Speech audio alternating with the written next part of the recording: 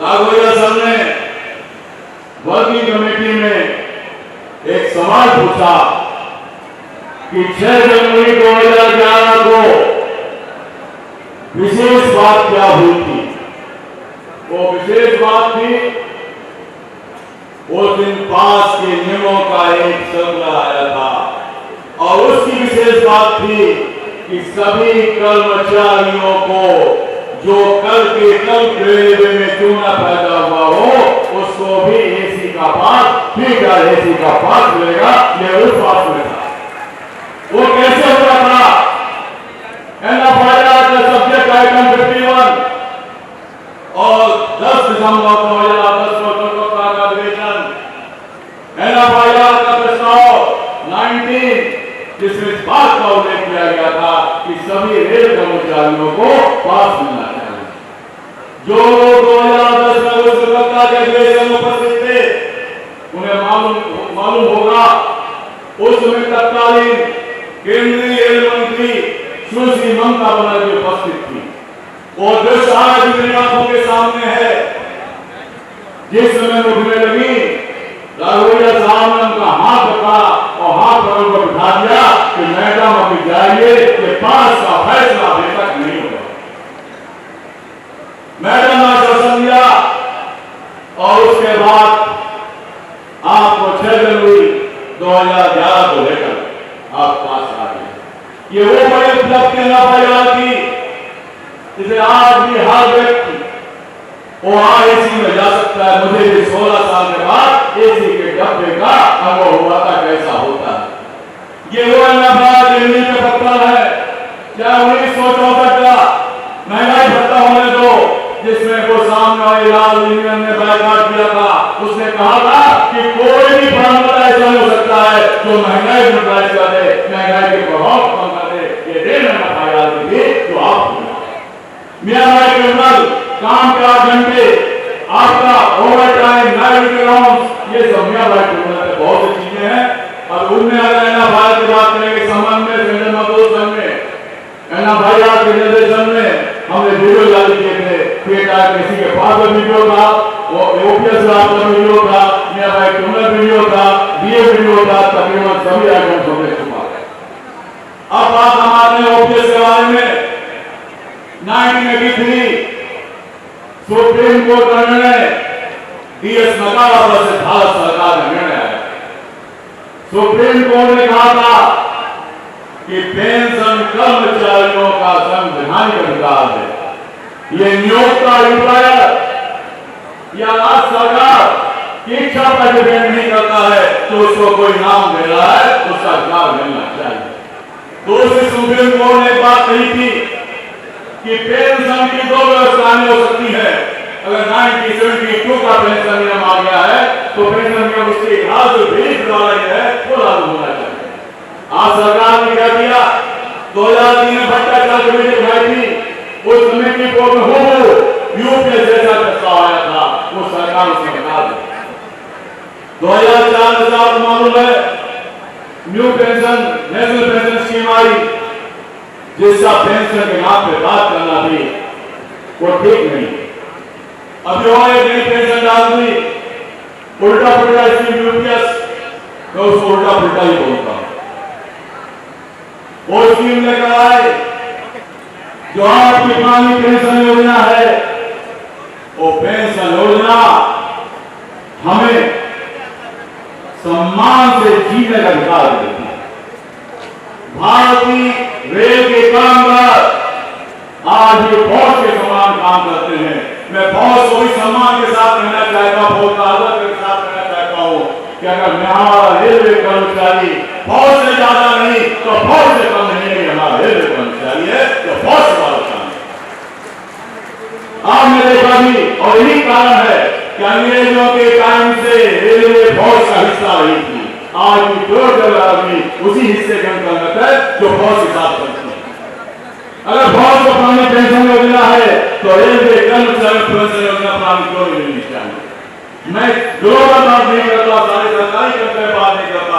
Railway कर्मचारियों की कागजात अलग हैं, उन कागजातों के हिसाब से पुरानी पेंशन योजना मिलनी चाहिए।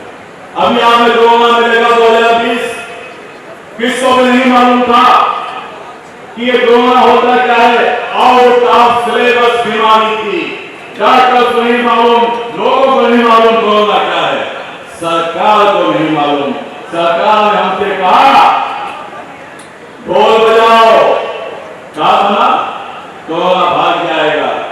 सरकार ने कहा थाली बजाओ, कोरोना भाग जाएगा। सरकार ने कहा दिया जलाओ, कोरोना भाग जाएगा। हमने दिया भी जलाया, हमने ताली भी बजाई, कोरोना नहीं भागा। सरकार के मंत्री ने कहा चलो गो में कोरोना, गो में कोरोना, वो भी चिल्लाया, वो भी कोरोना नहीं भागा। अगर कोरोना के सामने कोई डरा हुआ था, अपना वो रेलवे कर्मचारी का था। जब पूरा देश स्वस्थ हो गया था, पूरा देश बनता, भाग गए थे। अगर कुछ चल रहा था तो देश में रेल चल रही थी, अगर कोई काम कर रहा था तो देश में रेलवे कर्मचारी काम कर रहा था। अगर ये रेलवे कर्मचारी नहीं होता तो खाद्यान्न भी यहाँ से वहां तक पहुंच नहीं सकता था, दवाइयां पहुंच नहीं सकती थी, लोग भूखों मार जाते थे। ये रेलवे कर्मचारी और उसको भी पुरानी पेंशन योजना क्यों नहीं मिलनी चाहिए। मैं एग्जाम्पल से तुम्हें बताता हूं। एक पुरानी पेंशन योजना वाला व्यक्ति आया, उसके उस व्यक्ति के पास आया जो रिटायर होने वाला था। संभोग दोस्त में बैठा हुआ था। उसने उससे कहा कि पापा को कितना फंड मिलेगा। उसने बोला 40 लाख का फंड तो मिलने वाला है। उसने हिसाब लगा लिया कि 40 लाख फंड मिलेगा, कम से कम एक जो है 4 व्हीलर तो हम खरीद लेंगे, हिसाब लगा देगा। फिर भी बोलता है इतना बताओ पापा को पेंशन कितनी मिलेगी। उस दोस्त ने कहा तुम्हारे पिता को पेंशन 40,000 रुपए मिलेगी। इसने हिसाब लगाया, 40,000 रुपए मिल रहा है। 40,000 पापा की पेंशन और 40,000 मेरी पत्नी की पेंशन, 1,20,000 रुपए हमें मिल जाएगा। हिसाब लगाना है तो रात में बाप को फांसी भी आती है, पत्नी बोलती है खास क्यों रहा है। वो कहता है चुप हो जा भगवान, अगर पिता ने सुन लिया चला जाएगा और ये 40,000 चले जाएंगे। सम्मान से जीने का अधिकार अगर देती है तो पुरानी पेंशन योजना देती है और इस पेंशन योजना को हम लेकर लेंगे। ये सौभाग्य की बात है। परिवार में वह पेंशन योजना बात की 24 से बात आई, फिर नंबर 2 से बात की, हमने कमेटी में पास किया। चाहिए तो पुरानी पेंशन योजना चाहिए, चाहे देश में 2 पेंशन योजना नहीं हो सकती है, 3 में नहीं हो सकती है। कंट्रीब्यूटिव फैक्टर पेंशन हो सकता है जिसमें हमारा पैसा या पेंशन हो सकता है। अगर जो आप यूपीएस को पे आउट है, पे आउट के टाइम पर आप हमको दे रहे हैं, उससे ज्यादा हमारा जमा होगा। अगर हम बाजार में जाएंगे जो आप ज्यादा पेमेंट है उससे ज्यादा पाएंगे। तो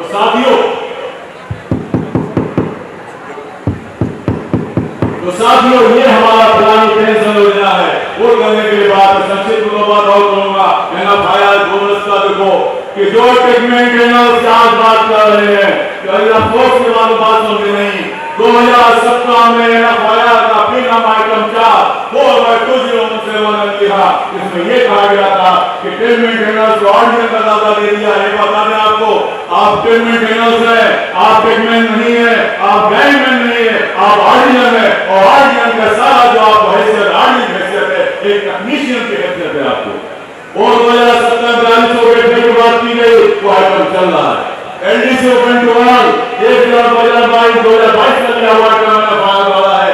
ये हमारा जो लीडरशिप है, ये लीडरशिप हमारी अध्यक्ष और महामंत्री, ये दूरदर्शी लीडरशिप है। जो आज लोग सोचते हैं वो पहले से करते हैं। कभी एनएफआईआर ने समझौता नहीं किया, कभी समझौता नहीं सरकार के साथ में। एनएफआईआर का एक बहुत सारा इतिहास है। ईमानदारी से बोल रहा हूं, परमिशन मिले मैं 1 घंटे से ज्यादा एनएफआईआर के इतिहास में बात कर सकता हूं। तमाम बातें थी। तो साथियों हमारा कहने का तात्पर्य है कि हम मजबूत हैं, हमारा वोट परसेंटेज मजबूत है और हम अगर फील्ड में काम करें, फील्ड में ज्यादा जाना मिलेगा। तो मैं इन शब्दों के साथ में आज भी रनिंग के साथ दीजिए, जितने भी रनिंग के है सब के द्वारा है। पॉइंट्स में पॉइंट बहुत लिख है, तो उनका भी आगे शामिल है। उनका 2800 तक उनका ग्रोथ 4200 की बात चले, पॉइंट की बात चली है, कोई कैटेगरी ऐसी नहीं है जो ये नहीं कर सकती है कि एनएफआईआर में योगदान नहीं है।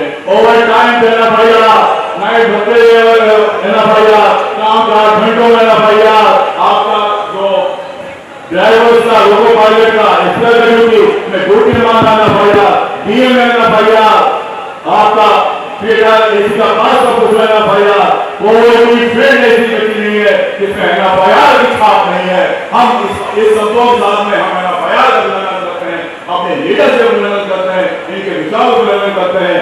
हमारी विचारधारा गांधीवादी है, याद कर लीजिए, गांधीवादी विचारधारा है। और गांधीवादी विचारधारा मतलब है विचारों से बड़े विचार पैदा कीजिए, सामने वाला अभ्यास चला जाएगा। इन शब्दों के साथ मैं आपका अभिवादन करता हूँ, आपको प्रणाम करता हूँ। शब्दों साथ में धन्यवाद। तुझको मुझको जीवन अमृत इन हाथों से पीना होगा, तुझको मुझको जीवन अमृत इन हाथों से पीना होगा। इसकी धड़कन में बसना है, इसकी धड़कन में बसना है, इसकी सांसों में रहना है। तो अपने वर्ष मुझे हमें हम अपनी वफाएं देते हैं। जय हिंद, जय भारत, धन्यवाद। अगला वक्ता मैं बुला रहा हूँ south southern railway employees secretary mister Raja Raman. मैं स्पीकर से निवेदन कर रहा हूँ कि फ्री स्टाइल भाषण नहीं दें यहाँ पर, और रेजोल्यूशन के सब्जेक्ट पे बोलेंगे केवल। यदि रेजोल्यूशन के सब्जेक्ट से हट के बोलेगा तो मैं उसको इंटरप्ट करूँगा, और उसके पास में बोलने के लिए केवल 3 मिनट है। 3 मिनट में आप अपनी बात मुद्दे पर रख दें। मिस्टर राजा रामन 3 मिनट में अपनी बात खत्म करेंगे। मिस्टर राजा रामन 3 मिनट में अपनी बात खत्म करें और सब्जेक्ट पे बोले, कोई एड्रेस करने की जरूरत नहीं है, सीधे सब्जेक्ट पे बोले। Respected President Shri Kumar Singh ji, Ahmedabad